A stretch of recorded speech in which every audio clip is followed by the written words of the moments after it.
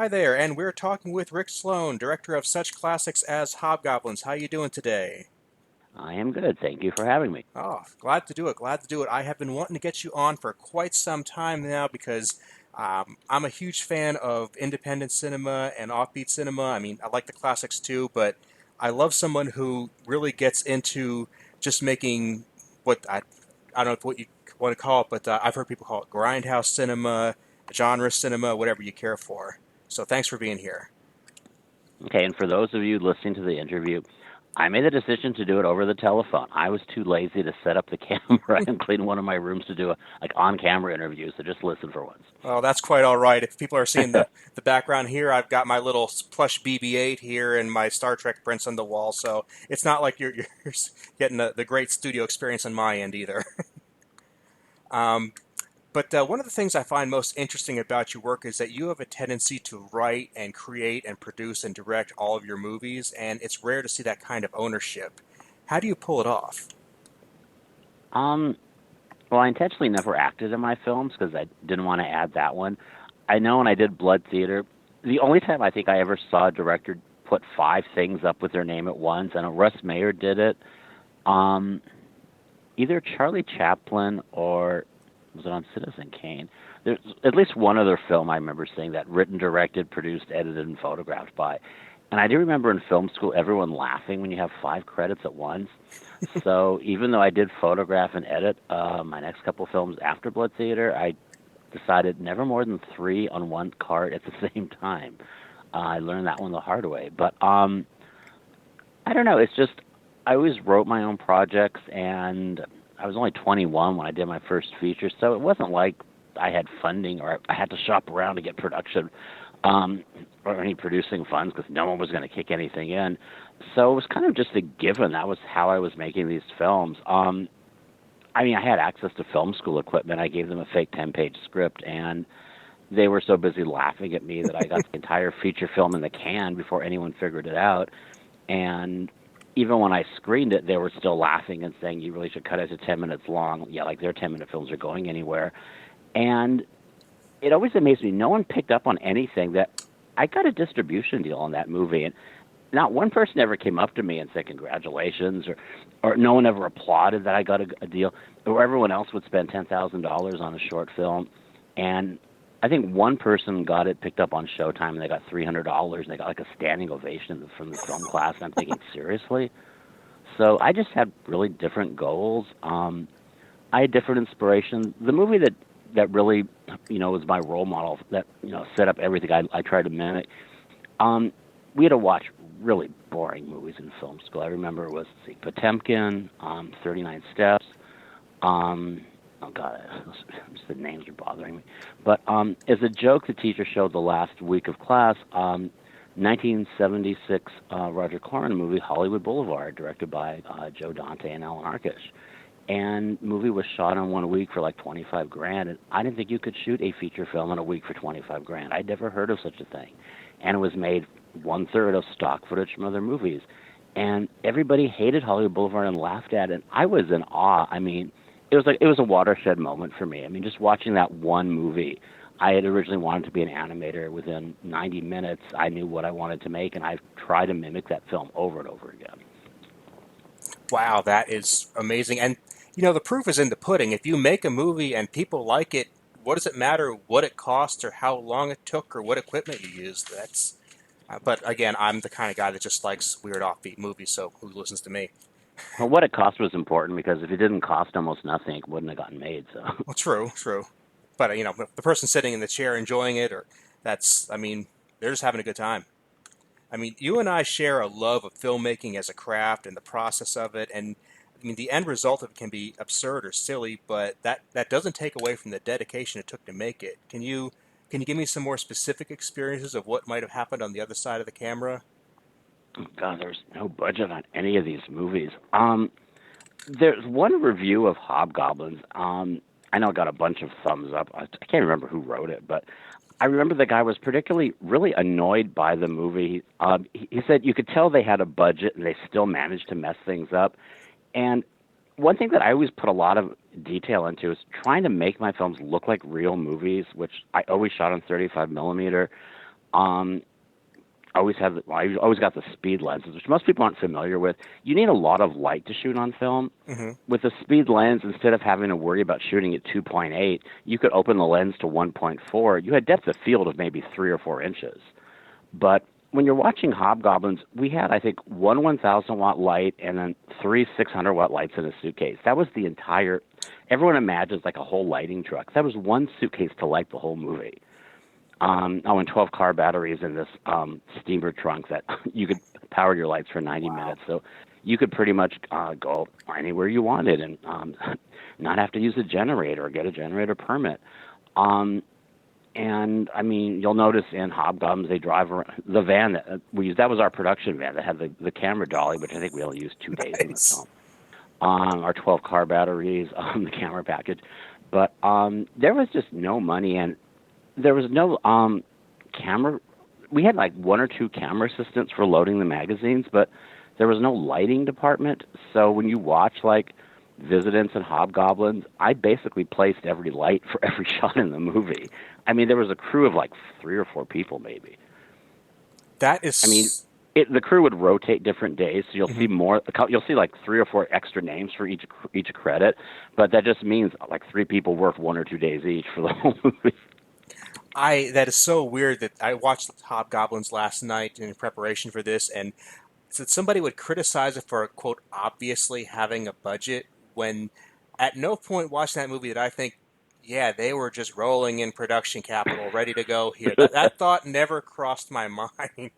I was always surprised by that one because I thought the fact that we had no budget clearly Yeah, no, and yet, I mean, had I not seen it on MST3K, had I actually just rented this movie, which I very much likely would have done in those days, and just rented it and gone home, I still would have had a good time with it, and I wouldn't have had any pretense about what it was like. I would have just had fun. So again, it did well when it first came out. I mean, I was actually surprised. It was my first successful movie. I was very much surprised by that because I was never actually proud of Hobgoblins. I somewhat liked Blood Theater. I really liked The Visitants, which not many people have seen. mhm. Then Hobgoblins, I never put on my director reel. I went straight to Vice Academy, which was my biggest film. But yeah, Hobgoblins, I wasn't expecting it would be the film I'd become known for, but yeah, it happened. I think now I confess I have not seen Vice Academy yet. That's probably next on my list. So maybe I could swing around and check in with you again after I see that. I like the idea of it, so I'm looking forward to that. But one thing I'll ask is, how did you develop your offbeat taste in film? How did you decide that these were the movies you wanted to work on? Is this just what you like watching? Pretty much. I think it was also that same backlash I had because I just despised film school. Um, and it's just every film school movie, I was always waiting for one that would break the pattern. I've yet to see it. It was the combination of really boring, really pretentious, extremely on that one, and Hmm. generally just way too much money spent. I mean, the spending a year to make a 10-minute film and 10 grand. I mean, I would be shaking my head. And I mean, and my favorite line, I would hear this so many times in film school, and film school is the only place you'll ever hear someone say this. We spent all day getting the shot, but it was worth it. Because in the real industry, you would be if you went to like a production meeting trying to get a deal and you said that, you would be thrown out of an office. I mean, big producers and big directors don't get to spend all. I mean, that's an embarrassment. Nothing you would brag about. And every time I would hear it, I would always look at the shot to see if it was an impressive shot. I couldn't tell the difference. I would look at it going, how did this take a day? Unless you're really incompetent. And I'm thinking, people were laughing at me, but no one else could shoot more than 2 pages a day, and I was shooting 14 pages a day, so maybe that's how I got to make a feature, and they didn't. It's funny. I did not go to film school per se. I went You to a didn't miss school. anything. I went to a school with a very strong film program, and that's kind of where I hung out. So I ended up getting involved in a lot of productions by virtue of physically being there. And Did you witness the same that same bad yes, attitude, pretentiousness? very much. There was a situation where at the premiere of one of these movies, the guy was there, who directed it, was sitting there in his best suit, which I'm sure cost all of $30, and he said to his friends, "We're doing it. We're living the dream." And my friend went up to him and literally shook his hand and said, congratulations, your dream sucks. Because it was cold, but it was like you made a bad movie. I'm sorry, you did. I know your heart and soul was in it, but somebody else did the exact same thing in the exact same amount of time. It was fun to watch. So let's look at that. I mean, I think I still carry so much animosity. From God, someone invited me to a movie only a week ago, and I had to sit through let me not say the name of the film or the festival, but I had to sit through a bunch of these other films. And my personal hell, if there was one, it's a student film festival where every time the movie ends, the filmmaker stands up and talks about it for the length of the movie, and then another movie starts, and there's no exit door, and the thing never ends. That's what it was like, because I was invited there, and a person who they had to announce me in the audience. I couldn't sneak out. Mm-hmm. And oh my God, it was torture. But Oh. yeah, that was only a week ago, and hopefully they're not listening. So. Oh. Well, it'll be a little bit till this comes out, so hopefully there'll be enough time when a week ago could have been any festival That's that you right, might have and I been go to at. these all the time. No, I'm not sure, sure. really. There's also always the person who thinks that their very first movie is going to be what lands them that $1 million gig down the road, and everybody else is a stepping stone on their way. I remember when I screened my picture at film school. I mean, on one level, I really enjoyed having to stand in front of this audience of 300 film students, and I could feel the energy of 300 people who thought they were more entitled to be the one who should have made a film and got distribution, even though I did it. And some of the questions, like, "Can I direct your next film for you?" It's like, well, let's see. You're in the same classes that taught me nothing, and why? So you can spend more time on one. I mean, it was just ridiculous. I mean, there was never this trying to learn how I did it, or why was I the only one who was able to get away with it. No, it was always about, like, we should be the ones. And somebody even posted it got taken down eventually, but on IMDb someone even posted on my page, "I should be making your movies. Next time you get funding, give it to me." It's like, yeah, right. Yeah, but you got the Self funding, not entitlement them. doesn't. Well, that's not the point. I mean, it's not about just because you think you're entitled to be making a film. That's not how it doesn't really how it works. And I mean, and personally, if you really want a favor from someone in the business, you don't really insult them first. So that's two No, things that no. someone needs to learn. Yeah, that is the gall of that is unspeakable. It made me laugh, though. Oh yeah. Speaking of, I mean, how many choices do you make during making a film that just boil down to, hey, this would be fun? Because I look at some of these movies and I think, okay, you put a lot of skill into this, a lot of hard work, and yet there had to be a moment where you're saying, this would be just fun to do. How much of that goes into it? God, I'm trying to remember the last time the word "fun" was on set.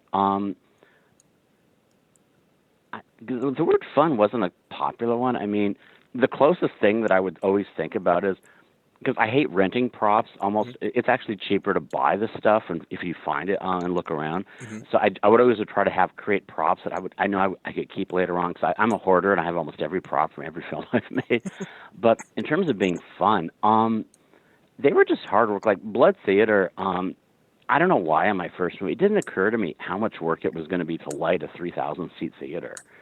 And I just remember I may have thought it was fun really early on, but I mean, that was the kickback from that movie, is I always remembered how much work it was lighting that damn place. They didn't even have fast film stock yet. So by my second and third movie, there was no more.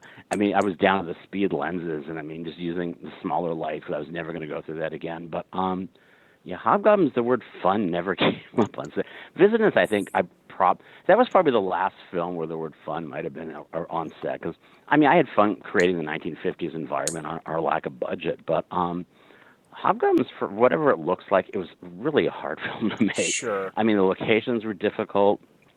It was my first film with stunts in it, and those cost a lot of money doing them. And we actually lit that nightclub on fire accidentally. I can see So that happening. yeah, we lit the guy on fire. The place had a really low ceiling. We put it out quickly, but it was hard to say. It was I can't think of any day on Hobgoblins that was fun. It was just a really difficult film to make. It might have been a poor choice of words on my part, but I have a really good example. Is the scene Okay. where the hobgoblins get on the golf cart and take it for a joyride, and you see them on there, and it might not be obvious the first time you're watching it, but there's two of them in the front that are sitting there holding hands, which is just that little touch that takes the scene from being cute to over the top wacky. And who was the person who decided, no, no, let's have them hold hands? Those kind of decisions for me, I I just think because always, we only had 4 puppets, and I was trying to make it look like there were 6 or 8 of them. So I think we just kept reposing them. I think it might have been the 2 in the back seat because there's one's holding a walkie-talkie. There's one on the gas pedal, one on the steering wheel. I think the 2 in the back might have been holding hands. It's the only shot we get of 2. But I remember that was a tricky scene because there was no way to hide someone operating the damn golf cart. We had to throw a heavy sandbag on the gas pedal, and that thing took off. And I mean, it was probably the closest to injury that happened on that film because the thing ran the camera down. And I remember chasing after it and stopping it before it ran into traffic. That was a really difficult scene. I mean, it looked stupid as hell. I think we were in a hurry because the sun was coming up. But yeah, I mean, I don't remember how they went up holding hands in that one shot. It was probably for like 10 seconds of footage, but probably just I was trying to make each one look like there's a couple extras, which never fooled anybody. But yeah, it helps when they all look the same anyway. So hey, it could be 6, it could be 8. And personally, I was actually wondering if they were breeding during the movie too. I mean, that hey, you don't know what they are. They could have just started making more. I know we only had 2 in that one shot. We had to shove them in that stupid. The guy sent to one of the few things we actually got from the prop house. The guy could. I mean, I told him like a '50s spaceship, and he winds up with that Apollo toy chest. I was really annoyed. We had to spray paint it silver. But yeah, we could only squeeze 2 puppets in there. And if I had to pick personally, the one shot that embarrasses me the most from the movie, it's when you see the stupid spaceship they're in and the top pops open because we didn't have a slow motion lens or anything. It was just a wire going, just sitting there. I mean, it was one of those few. I think that was literally the last shot of the movie. I think where I was just shaking my head, thinking, "Who cares?" I knew by day one I was in trouble. That movie was going to be bad. I could tell because it was the very first day. We did all the house scenes, and it was the first time I threw a puppet on someone. Because when I saw the night before, they weren't operational. You couldn't do anything with them except throw them.